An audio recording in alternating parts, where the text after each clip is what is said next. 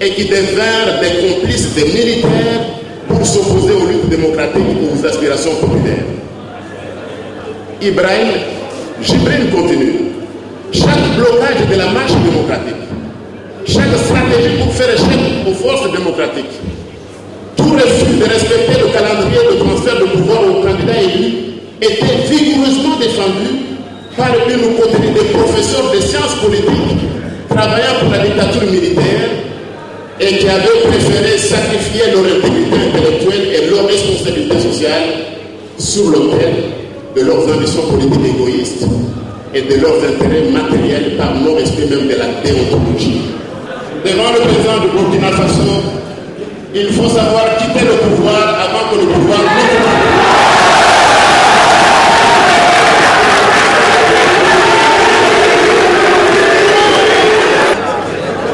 les révisions positionnelles en Afrique, qui sont souvent commandées. Et permettez-moi de vous présenter mes notes de lecture de l'ouvrage de la révision de la position et dynamisation de la nation. C'est à niveau universitaire des choses acceptables qu'on fasse des recensions. Et j'ai tenu à le lire pour vous, sachant que je donne le cours de droit constitutionnel congolais, mes étudiants n'ont pas eu l'occasion. S'agissant de la révision de la position et de l'évaluation à la nation, c'est vraiment un très bel ouvrage. Le français est excellent. Quand on est juriste, il faut parfois qu'on lise les articles. Pour risquer de me reprocher de l'avoir pas. J'ai lu l'article 220. Elle ne peut être révisée ni par... Il n'y a pas de théorie.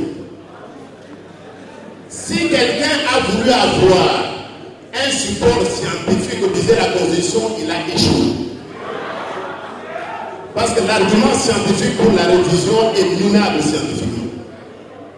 L'article 220 dit ceci.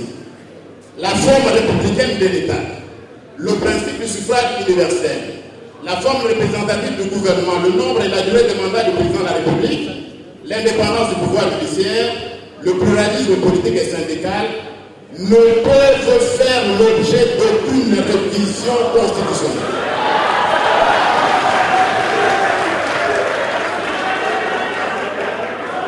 Je crois qu'il y a l'un de leurs qui parle des Français faciles, je ne sais pas quoi. Ne peuvent faire l'objet d'aucune révision constitutionnelle. Il n'y a aucune théorie en droit qui peut le justifier. Et on a analysé même dans le cadre de l'association du réseau des constitutionnalistes africains. Je crois mon jeune collègue qui est passé ici, j'apprécie son intervention, mais il aurait fallu... Je ne vois pas encore les débats. Quand on arrive, il faut peut-être... Il avait soif, il a besoin d'apprendre, il n'a pas besoin de débat.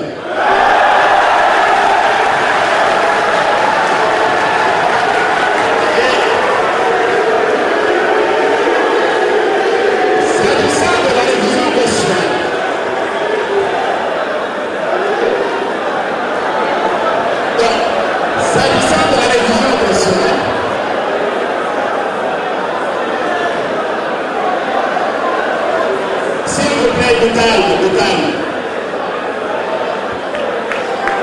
de calme, s'il vous plaît.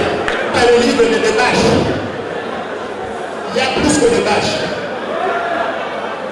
Donc, si de mettre de l'autre bord, il y a un adversaire, de mettre de cet argument-là, j'ai déjà dit, ils sont prêts, ils vont débattre avec moi, mais il faut avoir beaucoup plus d'humilité pour vouloir engager un débat avec le commissaire de sécurité.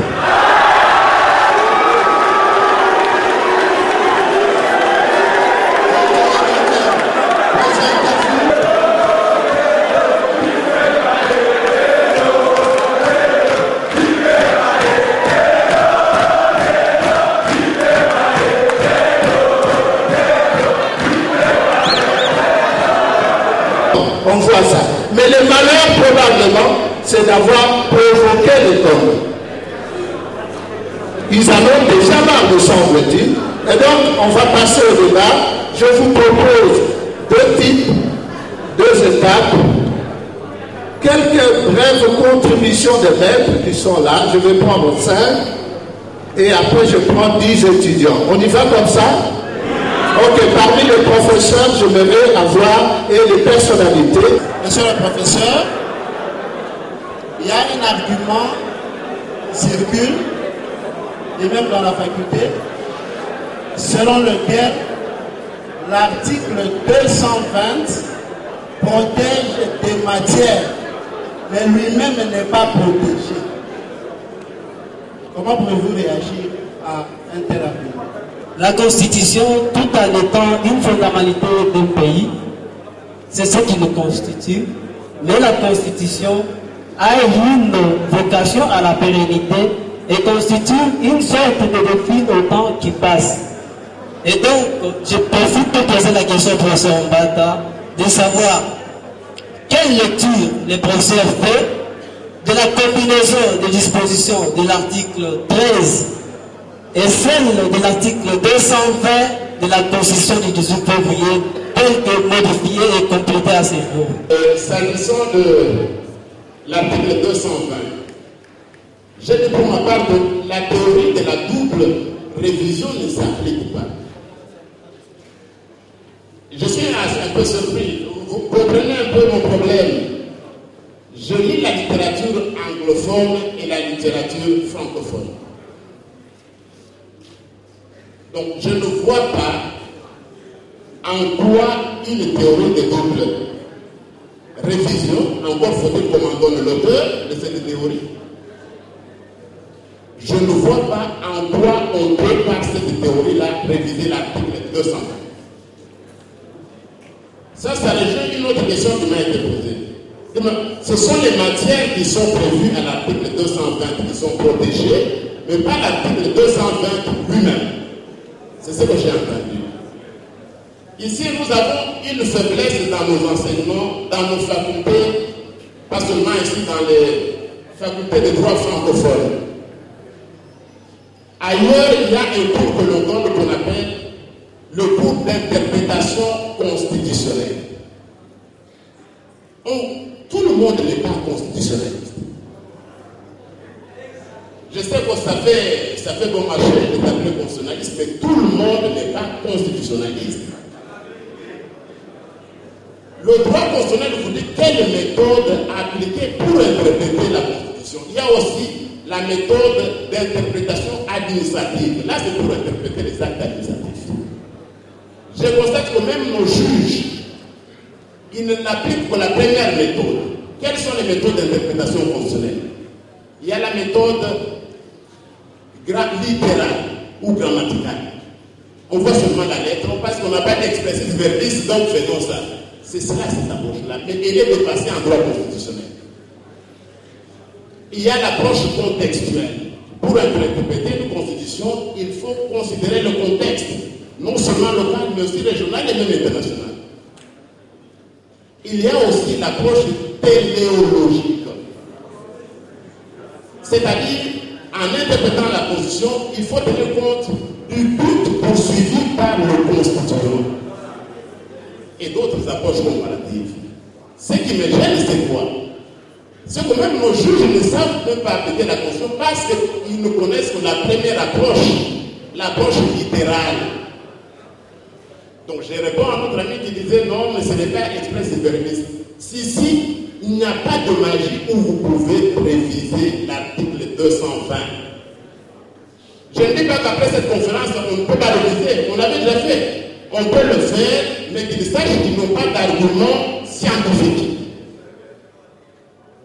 Ils n'ont pas d'argument scientifique. Donc la théorie de la double révision, elle ne s'applique pas. Cet article-là ne peut pas être révisé. L'Assemblée nationale qui voudrait une loi et le Sénat qui a valeur constitutionnelle, ce n'est pas possible. L'étudiant a posé même, ce n'est pas possible qu'on vote une loi qui a valeur constitutionnelle et qui viendrait abroger l'article 220 ou changer amender l'article 220. Ce n'est pas possible. Constitution souple et régime, bon ça c'était pour le pauvre Bogota, mais encore faut-il que même la constitution souple, la définition traditionnelle elle se base sur le procédure d'amendement. C'est celle qui est facile à changer. Mais ce sont des notions dont vous apprenez là. Je ne sais pas. Si on dit c'est après, mais quelle est la génération qui est déjà là? La constitution américaine, elle a attendu combien de générations? Donc, je crois que je voudrais m'arrêter là. Merci, Président. Impeccable, Président. Camarades étudiants, je vous salue. Chaleureusement.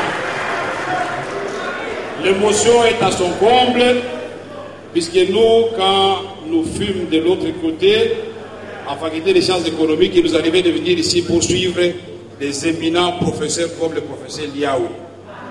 Mais il est regrettable de constater que la science dans notre pays est au service du mal. Vous qui étudiez encore, il faut qu'ensemble, avec les professeurs des grands talents qui sont dans cette salle, nous puissions opérer la rupture. Professeur André Bata, vous avez le mérite de nous apporter des arguments qui vont arrêter cette dérive qui va certainement enterrer la nation. Je voudrais donc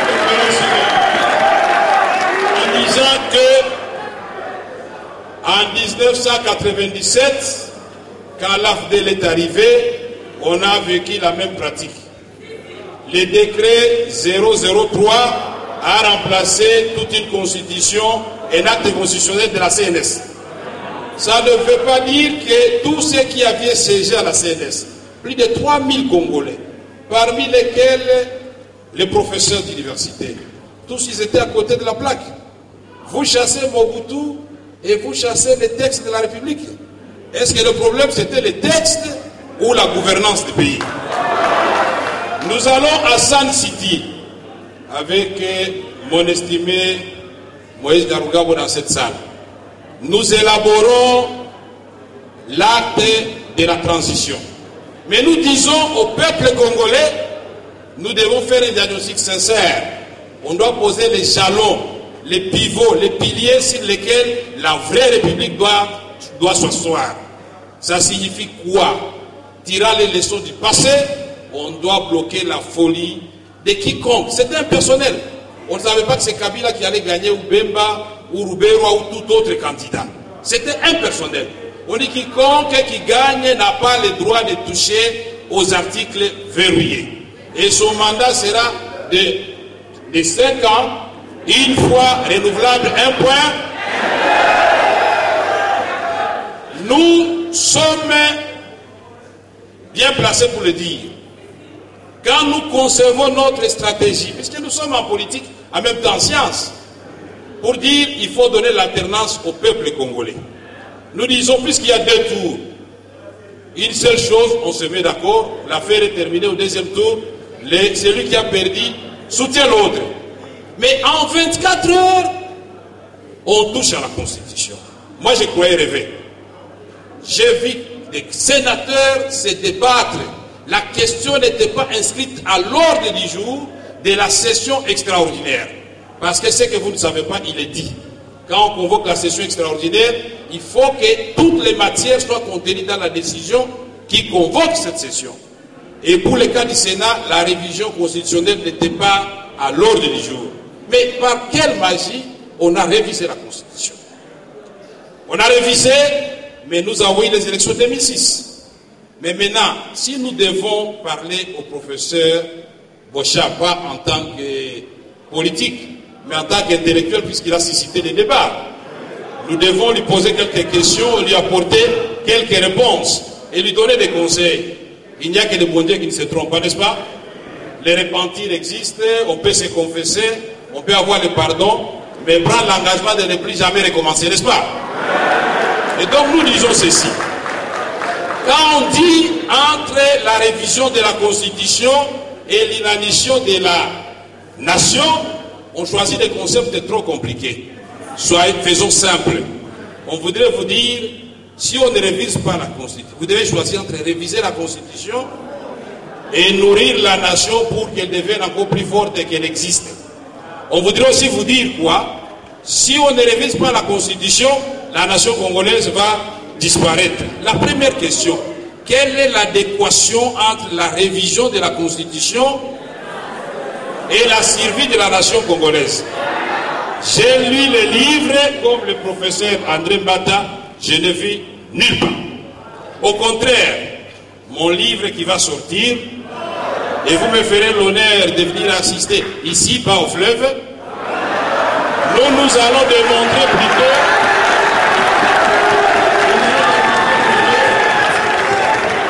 que ce pays nous appartient à nous tous, de gauche comme de droite, de centre, intellectuels, société civile, nous devons les défendre sans état d'âme. Nous aussi, nous allons se mettre au débat entre la recherche de la paix, la stabilité, le développement et les révisions cavalières de la Constitution. Parce que nous sommes dans une période très sensible. Pendant qu'on se pose la question qu'on va mettre fin à la guerre à l'est du Congo, comment les Congolais qui ont vécu les élections chaotiques en 2011 vont retrouver un minimum de légitimité dans leurs institutions? On nous dit qu'il faut réviser encore la Constitution. Nous nous démontrons au contraire que réviser la Constitution, ça vient, cette fois-là, ça ne sera pas cette nation qui est déjà à l'agonie.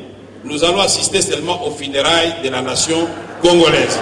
Mais puisque je sais que vous n'allez pas accepter, nous devons être professeurs aujourd'hui. Il faut mieux prévenir que guérir. N'ayez pas peur, puisque je sais que parmi vous, il y en a qui pensent que je fais de la politique. Non. Notre rôle en tant que leader intellectuel et politique, c'est de sensibiliser les masses. N'ayons pas peur. S'il y a un danger qui guette la République, et que nous tous, nous soyons tués pendant longtemps, nous serons comptables des dégâts. Nous disons que cette révision, si elle passe, elle doit passer sur les cadavres des Congolais. Parce que dans la masse, nous sentons les esprits sont surchauffés. Les évêques ont déjà écrit le 22 février 2013. Je voudrais dire, pour terminer, l'autre question que vous allez débattre certainement aujourd'hui, c'est de savoir, on voudrait réviser pour quelles raisons? Est-ce que la constitution actuelle empêche aux institutions de la République d'apporter des réponses aux besoins sociaux de nos populations? Est-ce que les textes tels qu'ils existent aujourd'hui empêchent de combattre l'impunité et l'économie de prédation dans notre pays? Est-ce que les textes tels qu'ils existent aujourd'hui empêchent qu'on mette fin aux violations massives des droits de l'homme? Un politicien qui part, il se retrouve à Makara. Tout celui qui a une vision contrôle, il est à Makara. Mais si nous voulons aller de l'avant, on veut consolider la nation, on doit faire l'inverse, n'est-ce pas? Commencer d'abord par libérer tous ceux qui ont été injustement arrêtés. C'est un acte. 2. Le président Kabila, s'il fait une déclaration pour contredire son... Non, je ne parle pas de bras. Le chef de son parti. J'avais vécu la même chose en 2007. Moïse Nyarugabo est ici de Tira. Il y avait la constitution qui devait être révisée en 2007. Nous avons démontré que c'était inopportun. L'engagement de ne pas réviser la constitution. Et nous prenons l'engagement d'aller au dialogue vers un esprit de construction. Je pense que c'est le peuple congolais qui va gagner. Avec les agendas personnels, ni le président, ni nous, personne ne va gagner. C'est la nation qui va perdre. Je vous remercie, monsieur le professeur.